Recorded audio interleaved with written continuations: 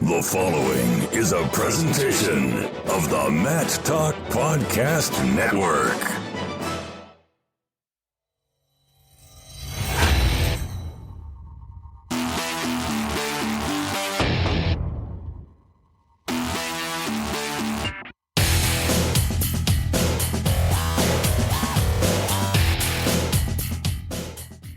Episode 608, I think, of the Short Time Wrestling Podcast. My name is Jason Bryant. Today, a very special episode as we welcome back the crew from Wrestle Like a Girl. Sally Roberts and Julia Salata will be back on to talk about emerging sports status being approved for women's wrestling at the NCAA Division I level. Before we get to the show, we have a little bit of housekeeping to take care of. That first bit of housekeeping is thanks to our newest team member, John Tanaka of Powhatan, Virginia. Me and Tanaka go way back. He was at Tabb High School. I was at Poquoson High School. We both graduated in 1997. He wrestled at Longwood, helped basically start the program at Nottoway High School, has been at Verina. Powhatan is a pretty new program in terms of its overall longevity. They did not have a wrestling team when we were actually in high school, and now they're a pretty solid program out there in Virginia. Sorry John, don't know what classification you guys are, because I'm going to guess 4, but Powhatan was single A when I was coming through high school. Monster football program, monster tradition, but too many classes in Virginia. Sorry John, giving you a lot of airtime here. Cannot give you the division because there's just too many in Virginia. I know that he was a double-A guy in the old Bay Rivers district back in the day. So John Tanaka, the latest team member. If you want a glowing shout out like that, you can go to mattalkonline.com/contribute. Join the team by going to the Patreon page or going to patreon.com/mattalkonline. Now, if you're wondering what I'm talking about, yeah, Patreon, you hear it on a lot of podcasts. So patreon.com/mattalkonline.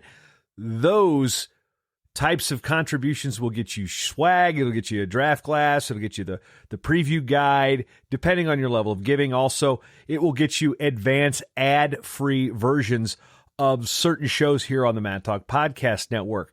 So, like this show right now, you're listening to this on like my Rockfin channel, which you can also go to rockfin.com/mattalkonline, ROKFIN.com/mattalkonline.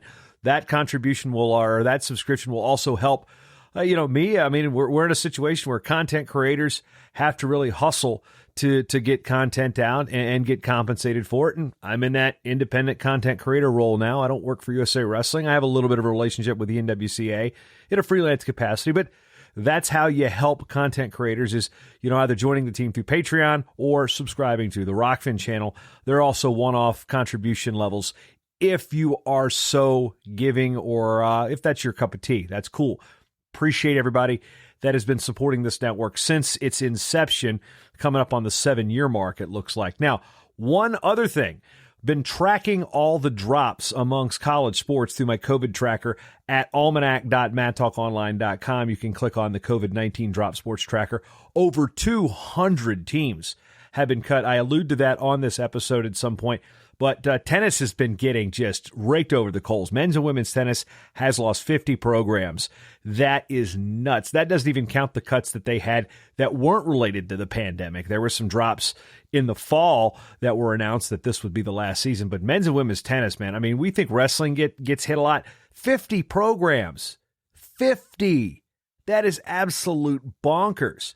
So I've been keeping up with that, kind of branching away from wrestling, kind of honestly to help the media get this stuff right. That's the main reason I'm doing it, because when Old Dominion cut wrestling, I was reading a story on The Atlantic, or The Athletic, not The Atlantic, completely different site. I don't read The Atlantic very often, but The Athletic, which I do read, and I'm pretty sure that the writer said that Cincinnati's men's soccer team was the first to drop, then Old Dominion followed. Now, I realize Old Dominion setting a precedent like this is not something I'm celebrating. As a matter of fact, I took my degree off the wall.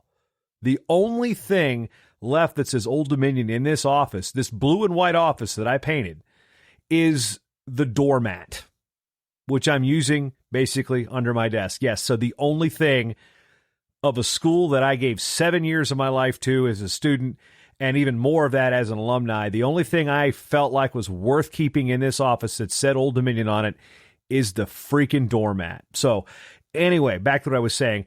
I felt like keeping this chart because the media they were disjointed in who was tracking what. And I says, you know what?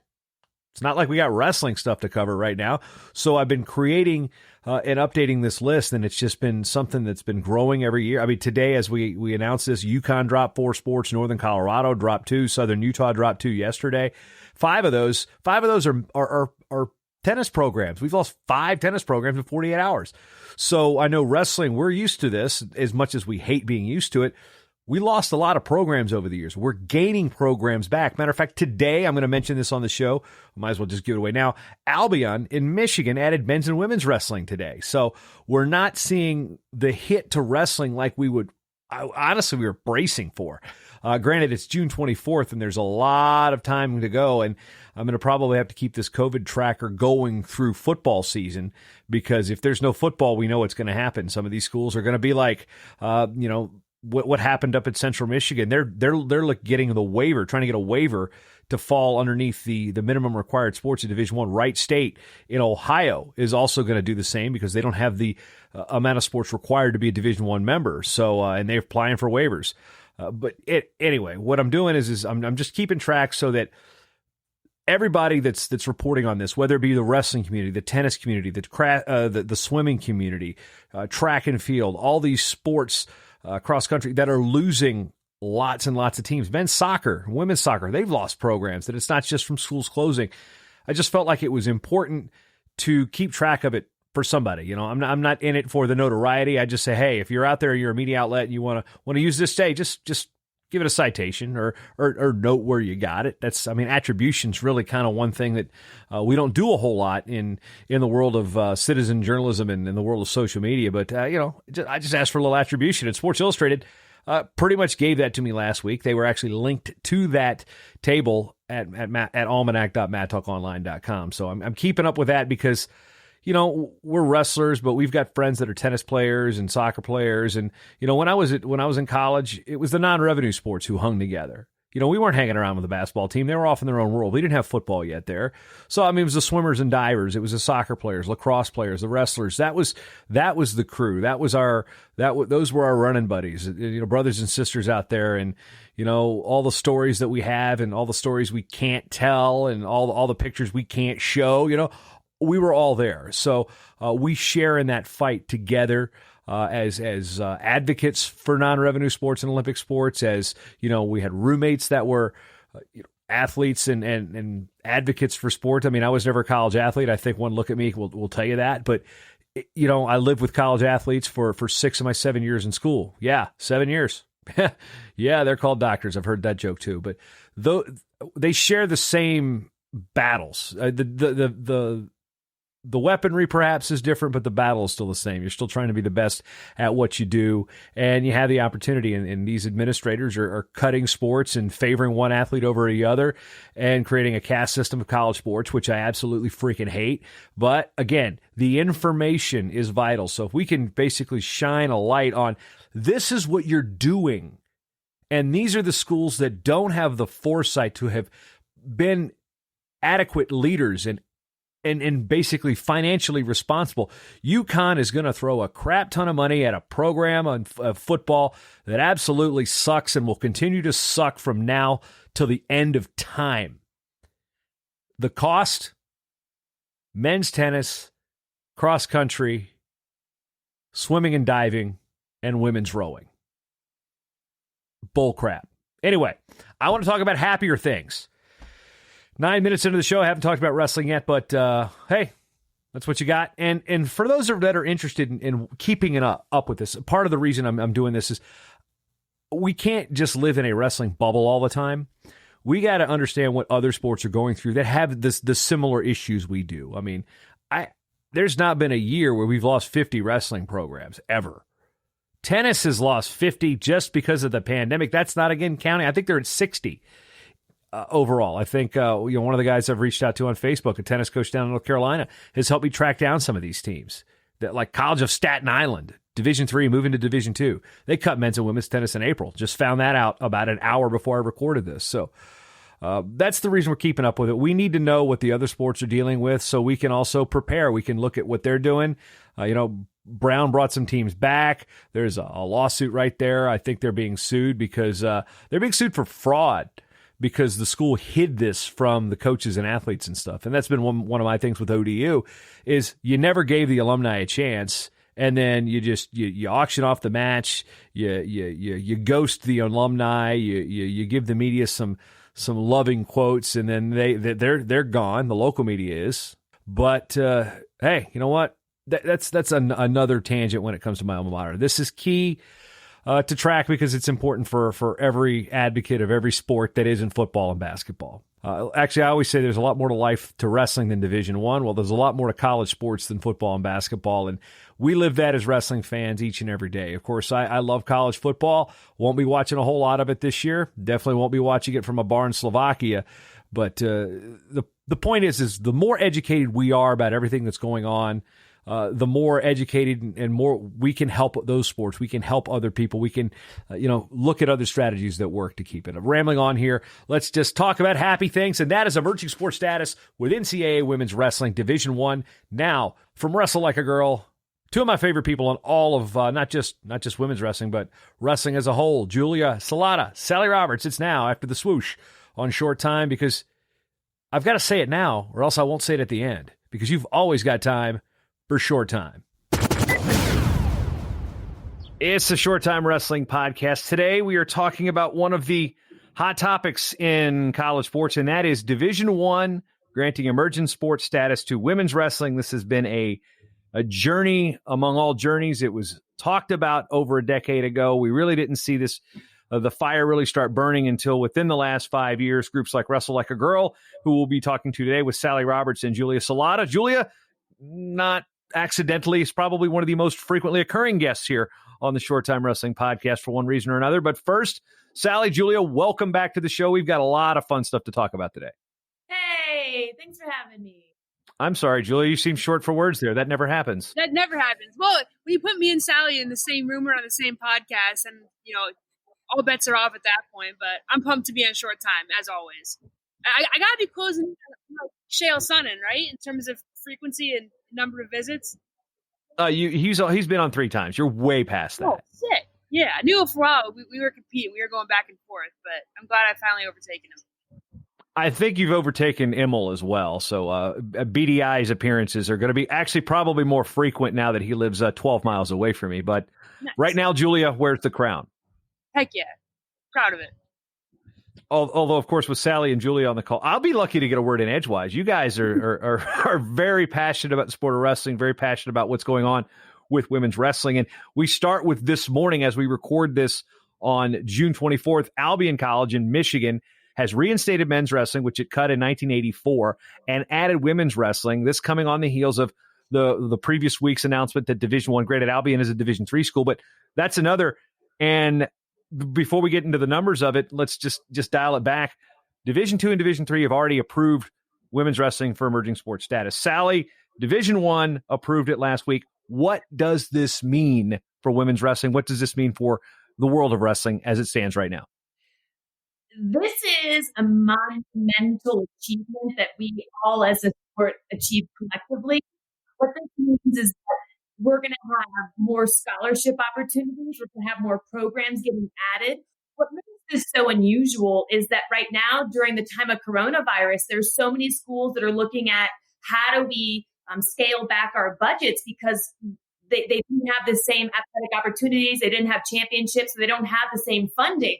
And that actually turned out to be a benefit for wrestling because we're such a cost-effective sport that in order to maintain those minimum standards, they're saying, wow, we have a men's wrestling program. If we add a women's wrestling, we're going to have proportionality. It's going to be affordable, and we can support the fastest growing sport in the United States. Yeah, and it's what's interesting is you talk about the cost, and of course, my alma mater cut wrestling, citing cost, and just weeks before that this emerging sports status comes, and of course, you've got to be a progressive leader to want to do something like add women's wrestling. And what's one thing you've found that there are progressive leaders in college athletics that are looking to say, we need to add opportunities versus just slashing, that students are actually student athletes, not just dollars and cents? I really love the administrators that look at it from the diversity and inclusion aspect. We have so many girls and women that come from all walks of life. And as we hear from the National Wrestling Hall of Fame, they have a saying, everybody can wrestle. And it's a sport that can go from 100 pounds up to over 235 plus. So it really is a place for every girl, and it doesn't matter your socioeconomic status. There's a space for everyone on this mat.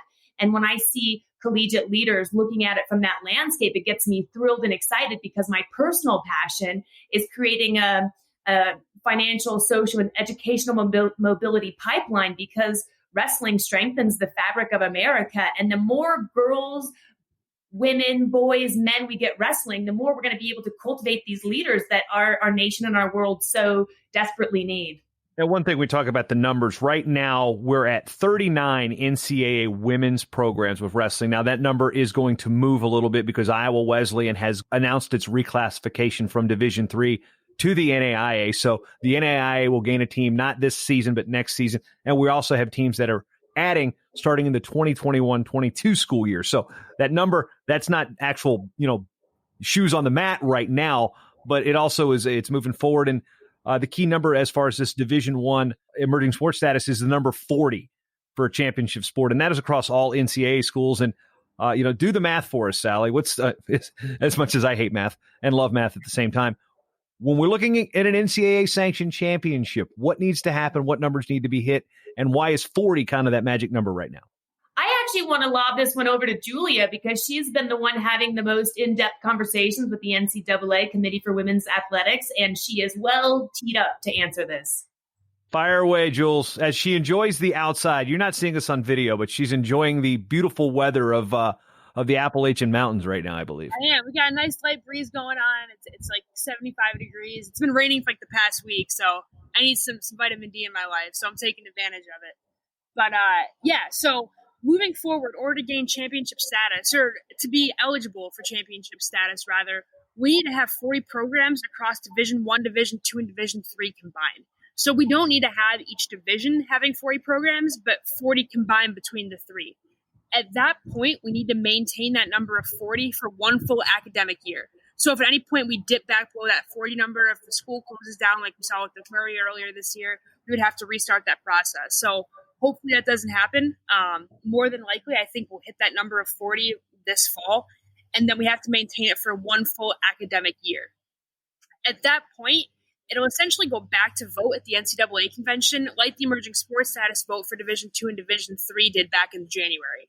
And what will essentially be voted on at that point, it's not so much voting to approve championship status as much as it is a vote on when that championship will start taking place. And I think one of the misconceptions that we have out there right now is that as soon as we hit 40 programs, we become a championship sport effective immediately, and that's not the case. We'll have one full year of being at 40 programs. It'll go to that vote, and then once approved, like I said, there'll be that proposal for an effective date. And it won't necessarily be that following calendar year.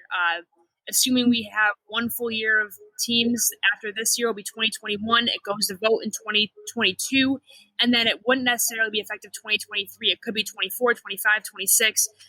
No one really knows that. And that's mostly due to budgeting and financial reasons and how the NCAA operates in 2-year budgeting cycles. And, without getting into the boring details of all that, that's essentially how they're going to make that decision and when they would start having this official NCAA Women's Wrestling Championship. So it's like a little bit of a slower process than some people may have anticipated previously, but we are on the right track, and it's not a bad thing. It's just the natural progression of how things work with emerging sports and championship sports. So moving ahead back to, what you're asking about the number of programs, at that point, as each division hits 40 programs, they'll be able to split off. So we'll remain combined in our championship until each individual division hits 40 schools. So more than likely, based on how the numbers look right now, Division III will be the first one to hit that 40 program number. So then there will be a Division III national championship, and then Division I and II will still remain combined. Once either Division I or Division II hits 40 programs, they'll also then split off as well. And then, as things take their course, we'll eventually have 3 full individual championships. But it's 40 combined to become a championship sport, and then 40 programs within each division in order to have their own divisional championship. So that being said, I think one of the questions people have is they call it, Division I. Division I. Right now, there's only one Division I all sports school that has a wrestling program. That's Presbyterian. Now, Lock Haven has a Division I men's program, but they're a Division II institution. And some of the chatter is, oh, well, we're going to be Division I, maybe from some of the Division III schools. Is there, to your knowledge, a system where, okay, when we get to those 40, 40, and 40, that schools can say, no, we're a Division III institution, but we want to play up. We want to be a Division I team. Kind of, you see that a little bit in lacrosse and ice hockey. So, to your knowledge, is something where you could see potentially, say, an Augsburg or a Lakeland as a Division I wrestling program. I know that option is there. I believe Edinburgh is like that too for men's wrestling, right? I think. Yeah, they've got the 4-piece act schools in Franklin and Marshall, but they're all grandfathered in from the old days. So it's Bloomsburg, Clarion, Lock Haven, and Edinburgh, and then Franklin and Marshall as the only Division III school with Division I wrestling. Right. So my understanding is that will be an option, especially if there's a point where, like, and I don't think this will happen, but under the circumstance where Division I hits 40 programs and say Division II did, a Division II school might say, well, we want to opt up and continue to compete with Division I.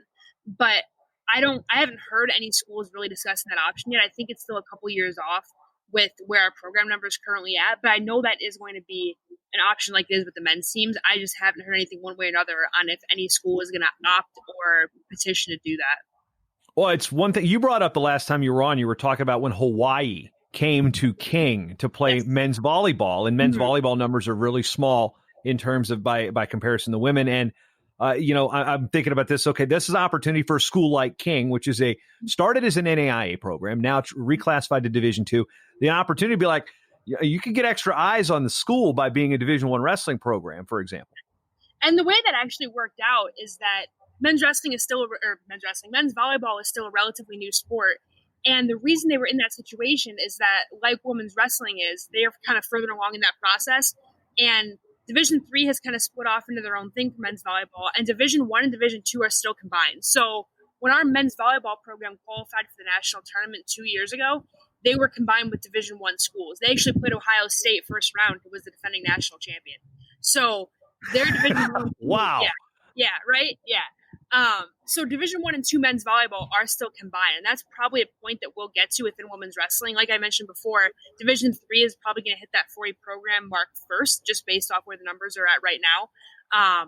So that's probably how that's going to play out. But like you said, it's great for the sport. When we had that game, we hosted Hawaii here. Hawaii was ranked number 1 in the country at the time, and I think they were most of the season.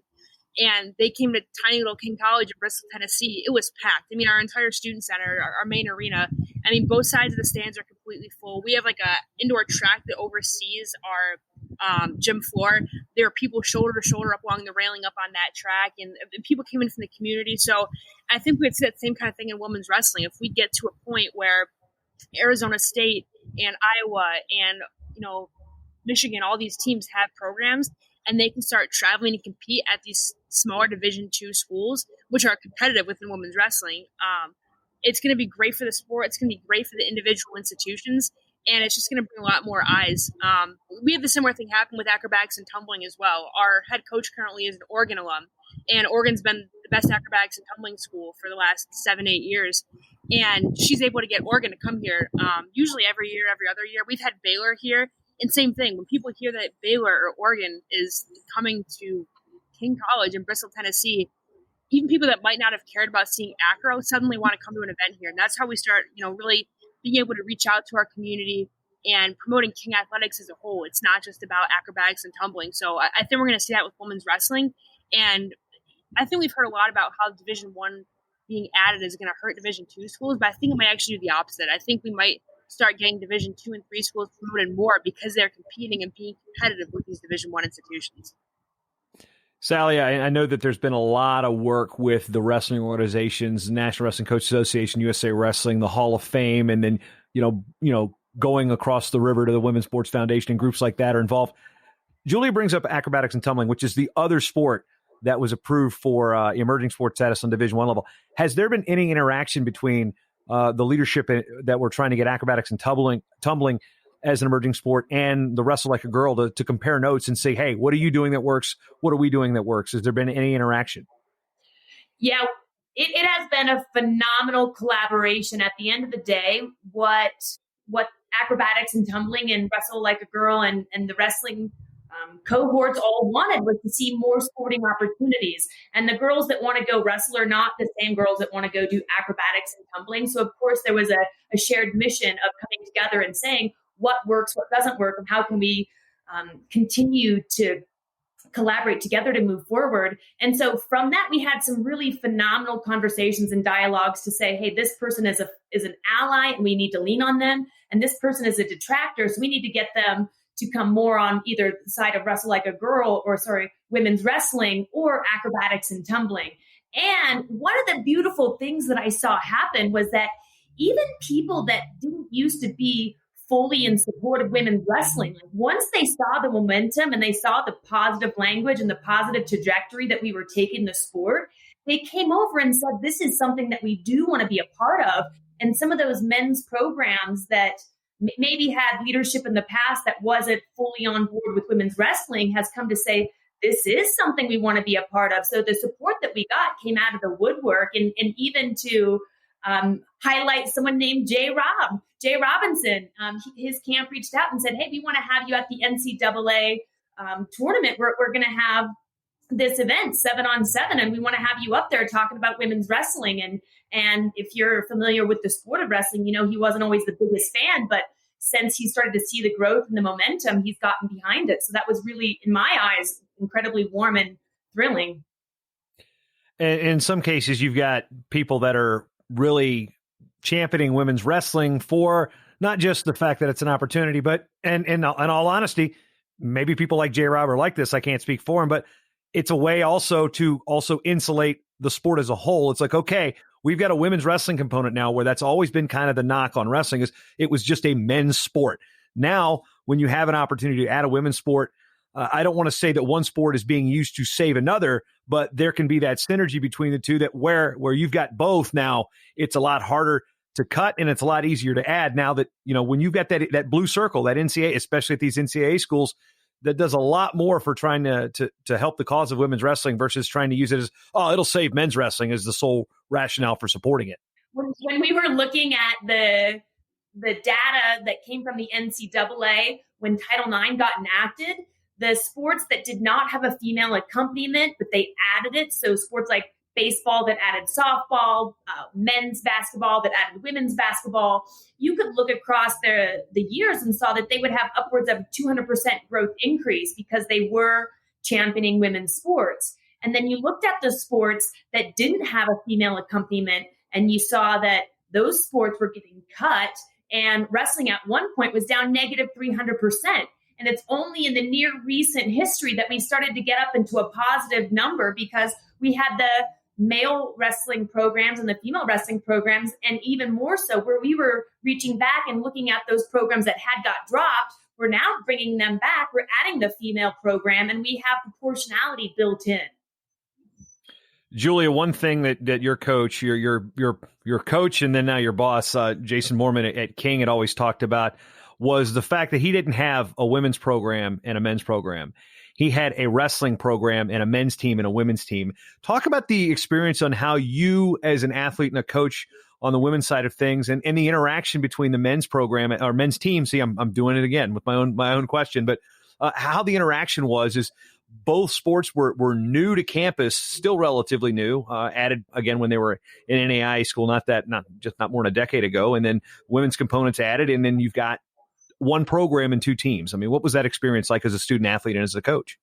So when I first got to King, I actually signed in King's second year of the program. So when I got here, like you said, it was still a very new thing. Men's wrestling had only been here, I think, 5 years at that point, and women's wrestling was in their second year, like I said. So I think everyone was still kind of trying to figure it out.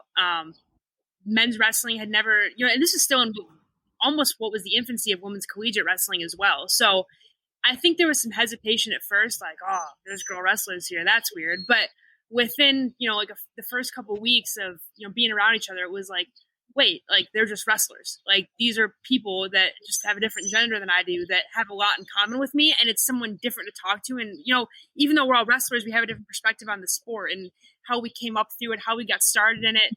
And we started to bond pretty quickly. I think by like the third or fourth week of school my freshman year, but the King takes the entire freshman class to Washington, D.C. every year. And on that bus ride, all of the wrestlers sat in the back of this one bus, all the men and women's team members. And we just literally talked about wrestling for 5 hours driving to Washington, D.C.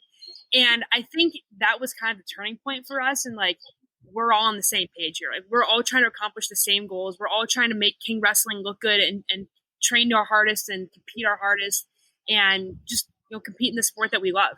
And I think that's always kind of how it was. And my first 2-3 years, Coach Mormon, Jason Mormon was my head coach, and then his brother Nate Mormon was the men's head coach. So there was always kind of that unity right off the bat because our coaches were brothers, and it was all kind of treated as one program. And then my senior year, Nate Mormon took over the AD position at Emmanuel College down in Georgia, and Jason Mormon, my head coach, took over both programs at that point.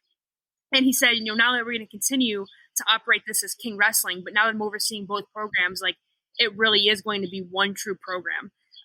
We still practice separately and compete separately, but, they would always help at our tournaments. We would help at theirs. When we had like team bonding stuff, whatever, all of our activities were always together. Our team cookouts at the end of the year were always combined.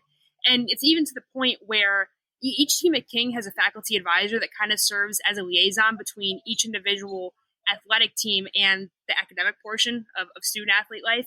And our academic advisors are actually married as well. Dr. Han Ong is our women's team's faculty advisor, and he's a biology department professor. And his wife, Dr. Laura Ong, is our men's team's faculty advisor and also biology professor. So even at the most like fundamental parts of being a student athlete at King, the wrestling teams are very combined. And as a coach, I've always wanted to continue that as well. I've always encouraged my athletes to cheer on the guys, support them after practice. If they come out there and they're looking like crap, say like, hey man, how'd practice go today?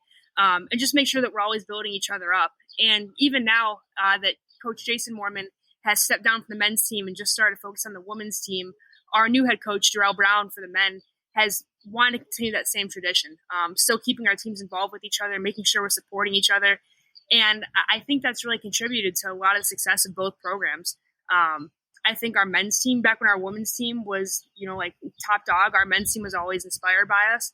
And, when our men's wrestlers have started having some more success, our women's team was behind them as well and said like, hey, like Bryce Killian, who's our men's assistant coach, he's a two-time All-American, like, hey, what's Bryce doing? Like, how can I train like Bryce, or, what's his mentality on things? So a lot of being able to just cherry pick each other's brains, not cherry pick, but pick each other's brains and just, really being motivated by each other. And like Sally was saying, I think it just helps increasing numbers overall. Whenever we have recruits on campus, they always ask, how does the men's recruits always ask about the women's team. And I think now it's almost a selling point to say that we have both, as opposed to before. I think maybe men wrestlers that found out they had a women's team were kind of like, oh, well, that's weird. Now it's kind of like, oh, that's sick. Like, and they're all so good. That's even better. And that almost becomes a selling point. So I think it really just benefits everybody all around. And especially when you have a culture that really promotes unity between the two teams, it only, fosters success among all the programs. Now, Sally, going back to your experience as a college athlete, you were on the first women's team in the country at the University of Minnesota Morris, which had a men's and women's component. And both those teams have been since dropped from the university's athletic roster. But what you hear from Julia talking about the relationship between the wrestlers there, how similar and how different was your experience when you were part of that pioneering group at Minnesota Morris? I constantly get reaffirmed that the culture within the wrestling room is the culture that the coach creates and supports.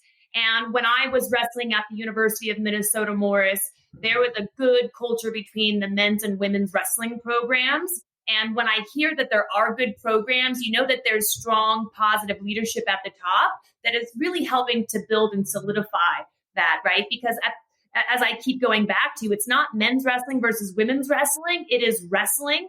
And the more people that we can have engaged in the sport, the more our sport's going to grow.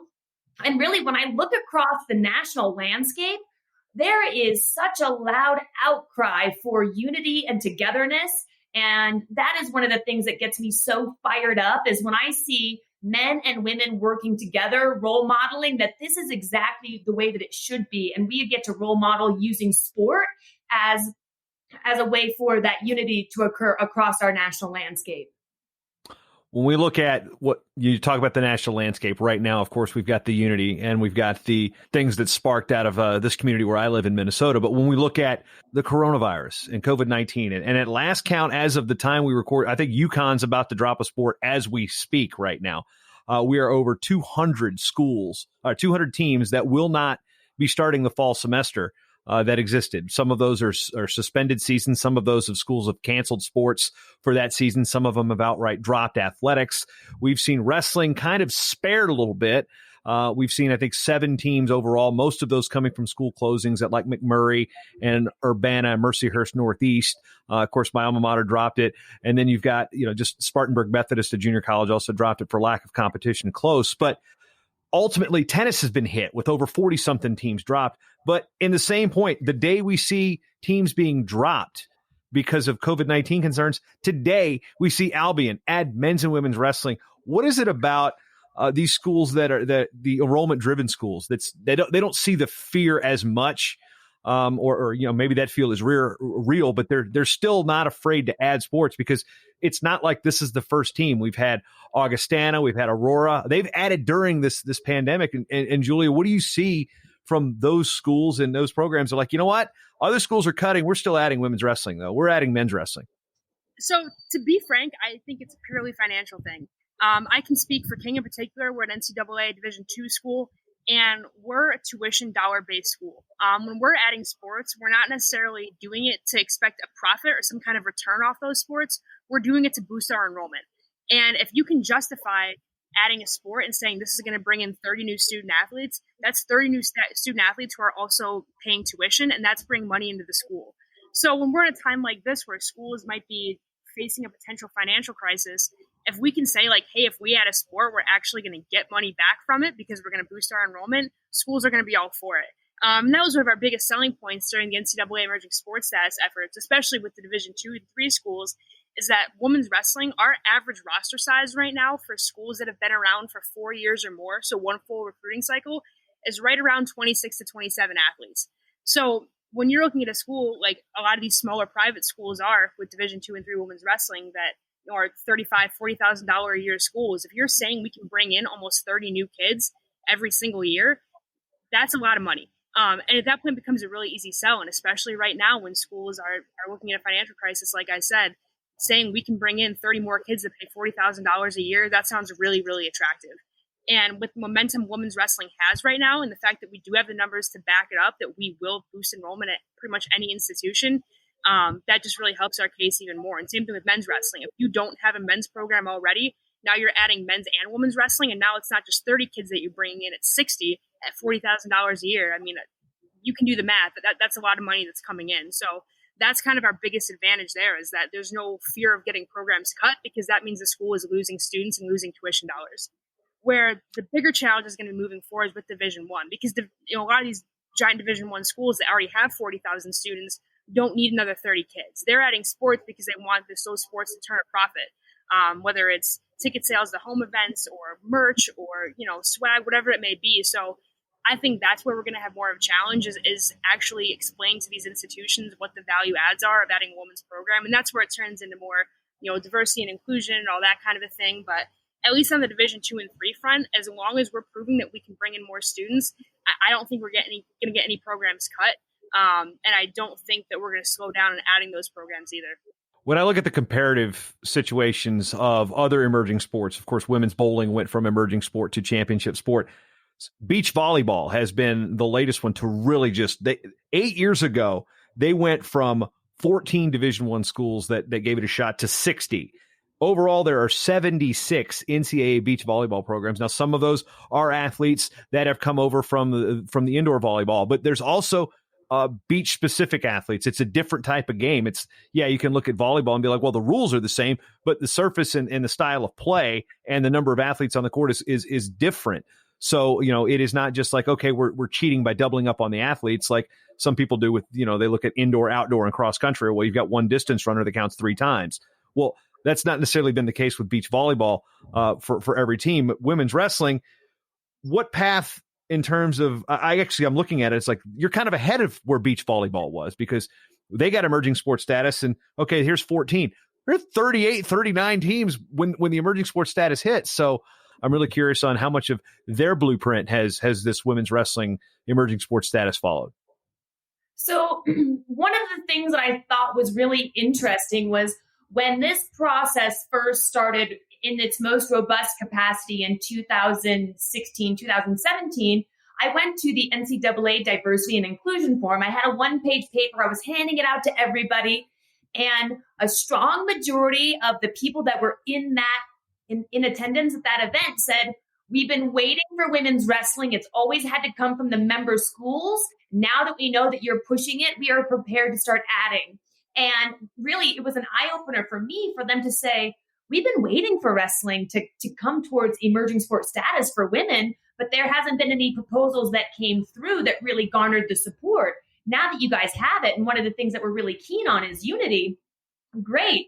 And so when we started to look at that and we compared that to beach volleyball, we were able to use some of those elements, but for the most part, there was so much momentum that was going around women's wrestling. And whether that was because people saw Helen Maroulis win an Olympic gold medal, whether that's because they were recognizing that there were so many states getting sanctioned and it's becoming the fastest growing sport in the United States. I mean, who knows why they saw it? It could even have been because of the UFC. You have Kat Zingano, Sarah McMahon that are UFC fighters that came from the wrestling background, and they're always speaking about how the sport has helped them tremendously.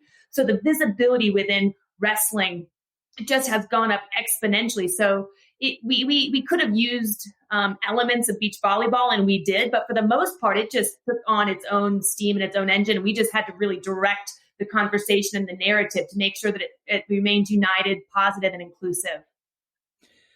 Now, we've talked a lot about the NCAA. Of course, this is the NCAA emerging sports status. Now, I know that there's two organizations that are heavy in sponsoring women's wrestling programs, the NCAA and, of course, the NAIA, which was the organization that really took a chance on it. Now, there's 35 programs there as of right now, as of today, I'm sure, and I'm looking through going back and making sure that the teams are classified. Davenport started as an NAIA school, reclassified to Division II, added a women's team as a non-varsity sport, and then all of a sudden, February, boom, they're a varsity sport. That one kind of snuck up under the radar. Northern Michigan, which arguably has produced in the last decade more of our world teamers for their U.S. Olympic Training Center situation, U.S. Olympic Training Site. Now they're going to have varsity women's wrestling.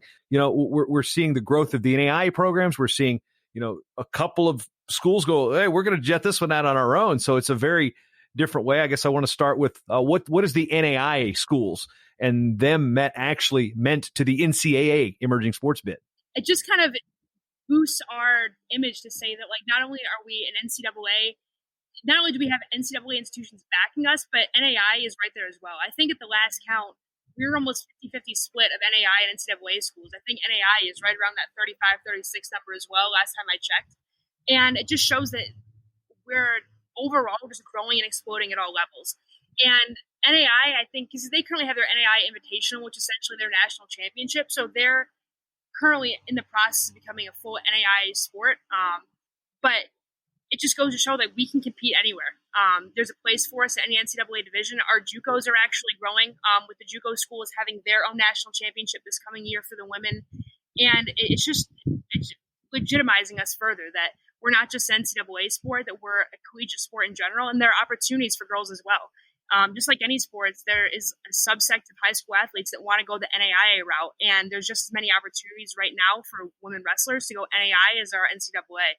And the more we can continue to grow in both of those divisions, even though at Wrestling a Girl, most of our work is on the NCAA side of things, anywhere we're growing, anywhere we're progressing and adding programs and creating more opportunities for female wrestlers, the better off we're going to be as a sport at the collegiate level. And to add on to what Julia said, it's really looking at the landscape and it's increasing those opportunities, because the wrestler is anybody and everybody. And depending on what your dream is and what your college aspirations are, you're going to want to go to an NCAA school, an NAIA school, or a junior college.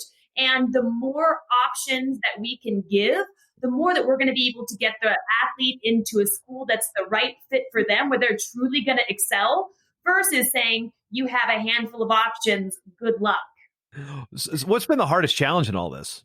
while we were going through the process of emerging sports status, I reached out to the other sports that did get emerging sports status. And I said, okay, if you guys could go back and do one thing differently, what would you do? And every single one of them said, we were not prepared for our female coaches to take Division I coaching positions. And if we could go back and redo it, we would start building out that coaches education pipeline. Because one of the things that happened with other sports, and it's not necessarily going to happen with wrestling, but it's just to be on our radar, was that people that may or may not have been qualified to coach at the men's Division I level would say, oh, I can't get in there, but I'll go there. And they would go and sit and they would just sort of hang out and not really be thrilled about being there. But it put in a bit of a glass ceiling, if you will, to the women's coaches, because they could be assistant, but then they weren't able to go on to the head coach positions. Now, of course, wrestling gets along so well and the men and women get along together, but we want to make sure that the people that are getting slotted for those positions are in fact the most qualified. So Julia has been working with an organization, We Coach, and a couple other women's coaching organizations to make sure that our coaches are on the trajectory of being prepared to take those collegiate coaching positions when they do in fact become available. Yeah, one thing that's the NWCA has done really well is that mentorship programs and the leadership academies with women's wrestling, adding that component. And that's where Julia's made one of her many appearances on this show, was down at the Leadership Academy and convention, which is all virtual this year. And this is not an NWCA show, but there's the plug for them. So, Julia, one thing that you've been outspoken about during the entire process and the growth of women's wrestling is, were we adding teams too fast, knowing that we only had a handful of high school states sanctioning? Now, well over half of our state, well, not well over, but half of our states, we're at 26 states sponsoring girls wrestling tournaments.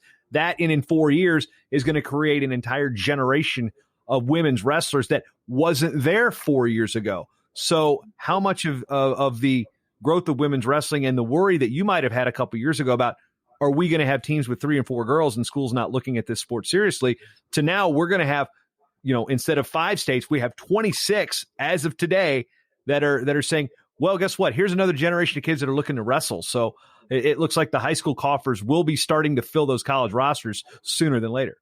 So I think that concern level is decreasing, but I still think it is a valid concern and something that we have to keep an eye on. No one wants to be that person that says stop adding women's wrestling programs, especially when you are a self-proclaimed women's wrestling advocate like I am. But it's a very valid concern, because if we continue to add programs at an exponential rate, at some point that it's just not going to be sustainable. But the fact that we are adding high school sanctioned state tournaments and divisions at the rate that we are is very promising. And I think that it's starting to mitigate that concern about adding too many college programs too quickly. But that being said, if you look at the girls who have signed this year, I saw a document recently that had all the signings for all the current college programs. We're still seeing, again, where you have programs that have been established for 4, 5, 6, 7 years, only being able to sign 1 or 2 girls. So this isn't a first-year program with a first-year coach still trying to figure things out. These are experienced coaches that still can't field a decent recruiting class. And I don't think it's for lack of effort or for lack of trying or lack of skill. I just think it's the state of women's wrestling right now.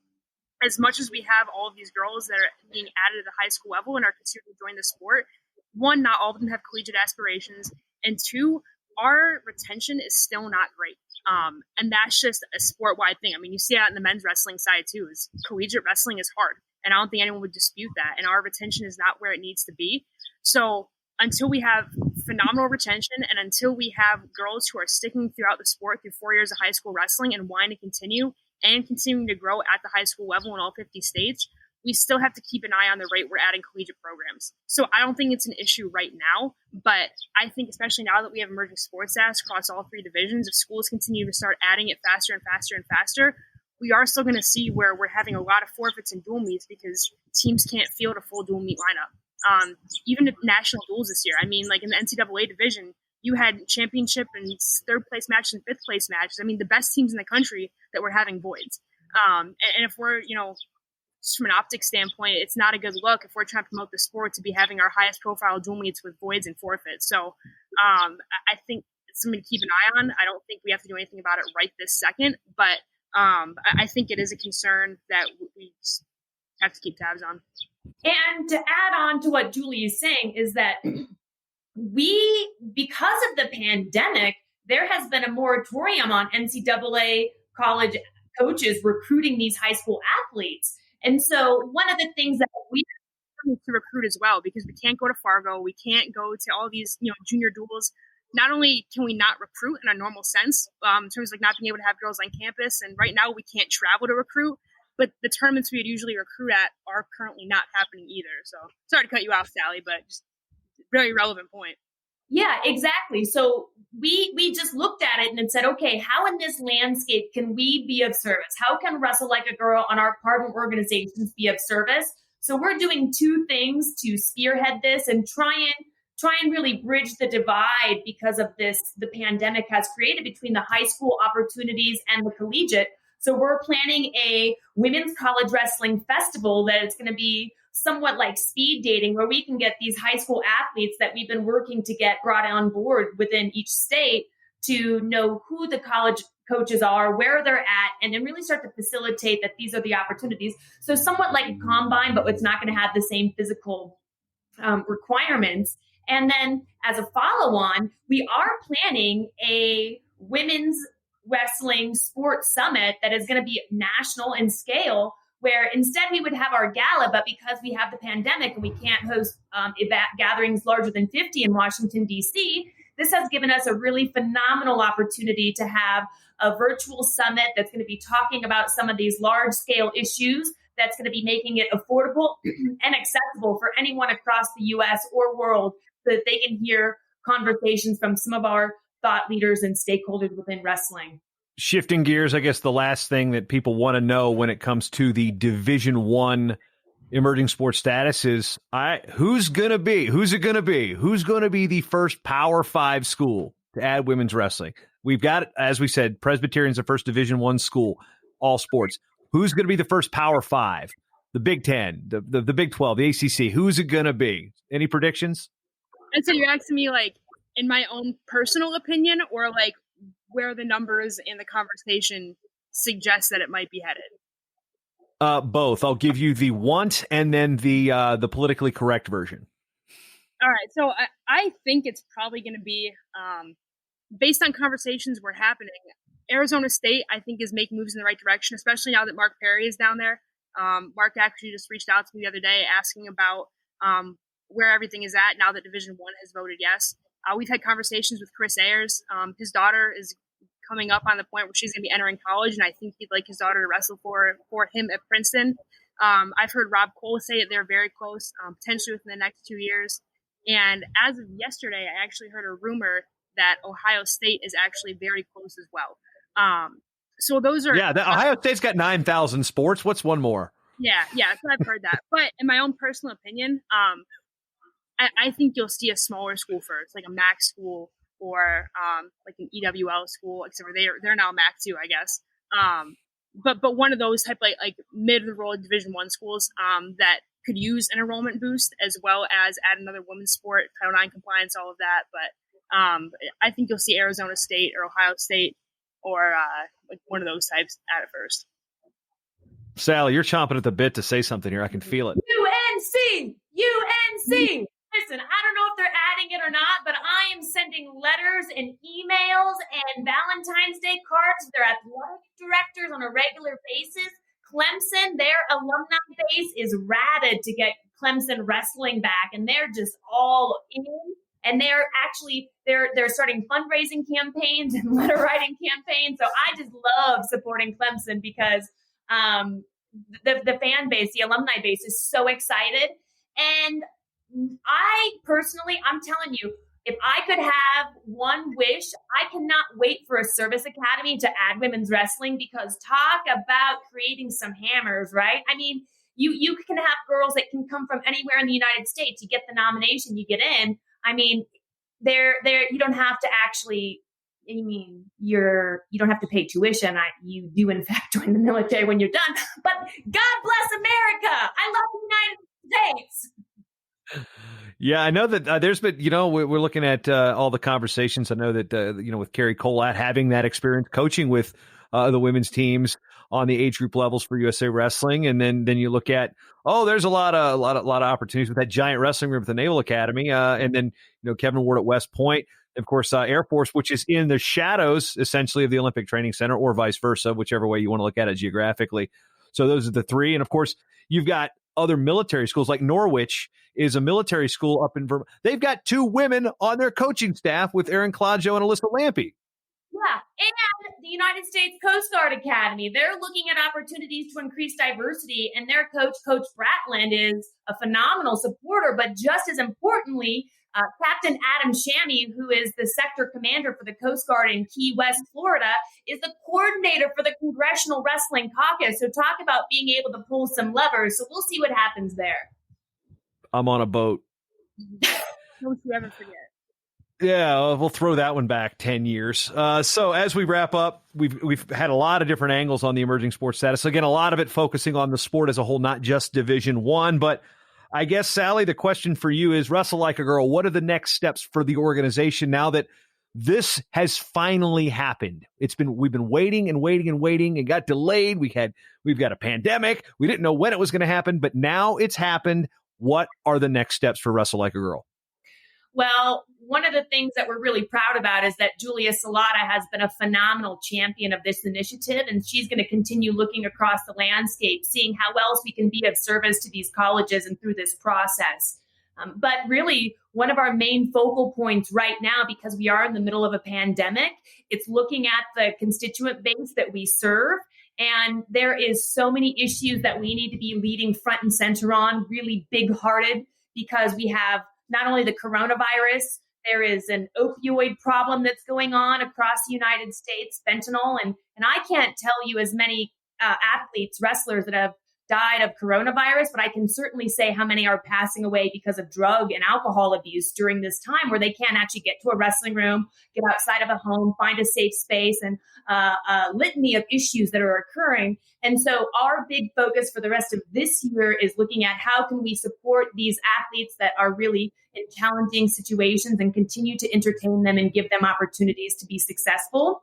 And as we're going through that process, we're continuing to work with the high schools, the executive associations, and creating the task force like we did with the NCAA, so that we have a cross-sector, multi-coalition stakeholder, so that we can all work together. And really for us, it's just about growing the sport with good intention and love and positivity, and reaching out to our cousin organizations like Flow Wrestling and championing them and working alongside them to get women's bouts, and continuing our stewardship and support and working with USA Wrestling to amplify the women. And really, there's no stone left unturned. There's 1,000 different ways we could go. Julia, give you the calm for final thoughts here. It's just a really exciting time to be a part of the sport. Like you kind of mentioned, this Division I vote kind of came out of nowhere. Sally and Gary Abbott and I actually had met with a couple of people from the NCAA a couple of weeks ago about the process of this vote and when it was going to happen. And they didn't really give us a definite timeline. It was kind of like, it could happen end of June, it could happen mid-October. We just don't know yet.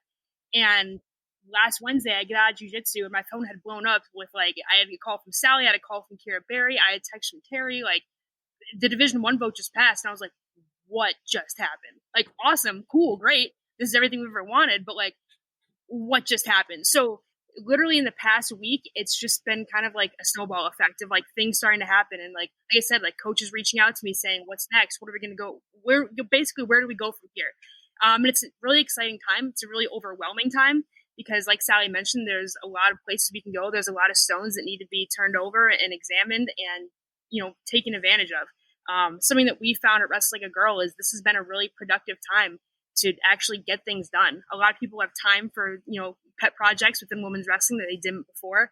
And we've been taking advantage of that. So I think just continuing to take advantage of this time that we have, focusing on some projects that might have been on the back burner previously, and just continuing to progress the sport forward, both at the collegiate level, at the high school level, and just general advocacy. Like Sally said, getting more women's high profile matches at some of these special events, continue to promote women's coaching opportunities and positions, getting more programs added, and just making their sport the best that it can be, and doing everything in our power to make that happen.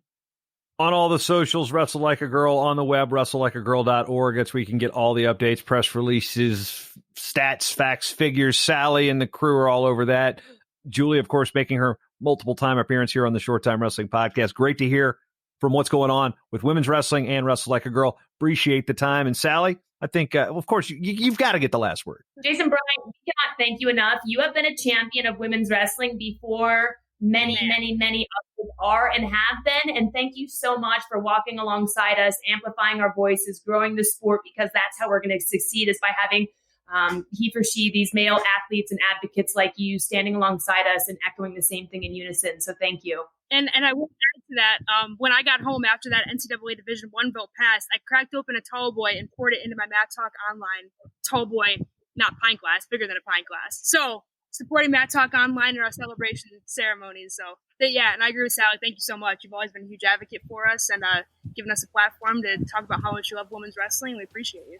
Yeah, it's been 8 years since Team Pattaya. Think about that for a minute. That's crazy. I actually just recorded with Cornell Robinson on his podcast last week. It's not out yet, but we talked about Team Pattaya, so you have to give that a listen too. Man goes to a Thai restaurant in Thailand and orders a cheeseburger. He will never live that one down. So, ladies, always a pleasure. We'll be in touch here on Short Time. Thank you. Thank you.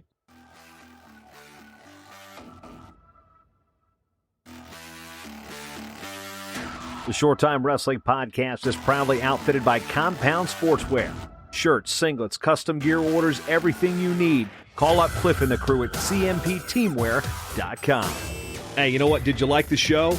You want to hit that subscribe button? MattTalkOnline.com/listen. Various different ways to subscribe to this show on your favorite podcatcher of choice. And if you're already subscribed and you already listen and you love the show and you want to support this show and this network, MattTalkOnline.com/join the team. Become a team member today.